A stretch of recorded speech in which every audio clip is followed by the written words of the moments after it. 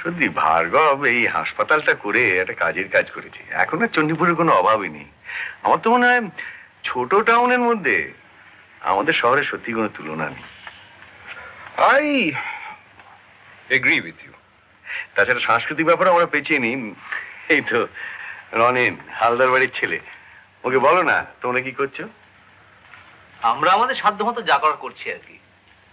একটা থিয়েটারের দল করেছি, তাতে আমাদের ডাক্তারবাবুর মেয়েও অভিনয় করে। এছাড়া বছর খানেক হলো একটা ত্রৈমাসিক সাহিত্য পত্রিকা বার করছি। রনেন এমনিতে ব্যাংকে চাকরি করে, ভালো মাইনে পায়।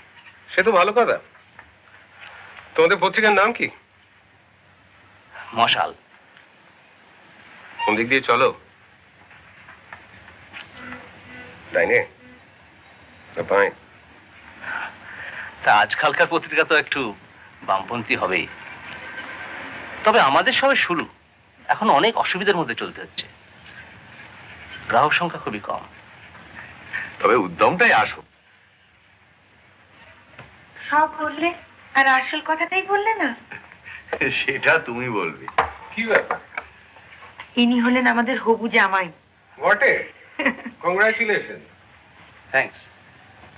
ঘটনাটা ঘটছে কবে? সামনের বৈশাখে। রানু তো এখনো স্কুলেই চাকরি করছে। এখনো করছে, তবে সামনের বৈশাখ থেকে না করলেও চলবে, কারণ রনেনের এই জানুয়ারিতে একটা ভালো লিফট হয়েছে। হরিদাস অনেকক্ষণ চুপচাপ বসে। তোমার কি খবর বলো? আমি তো আপনার লেখাটার প্রত্যাশায় বসে আছি। কি লেখা? চণ্ডীপুর সম্বন্ধে। আপনি তো আগে চণ্ডীপুরের ক্লাইমেট নিয়ে লিখেছেন, এবার অন্য টপিক নিয়েও লিখতে পারেন। এই যে সংস্কৃতির কথাটা হচ্ছিল, এটাও তো একটা বিষয় হতে পারে। না, সে লেখা এখন থাক। কেন থাকবে? কেন?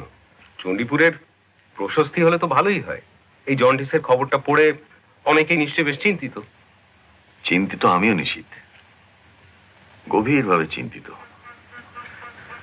এখন লেখার মুড নেই। কিন্তু তুমি যে লিখবে না বলছো, তুমি চণ্ডীপুরের মঙ্গল কামনা করো তো? 100 বার।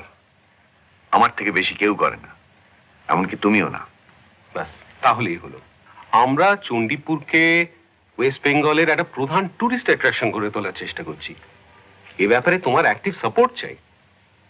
এই যে নতুন ব্যারামের ব্যাপারগুলো, এতে মিউনিসিপ্যালিটি তোমার পেছনে আছে, সেটা জানিয়ে গেলাম।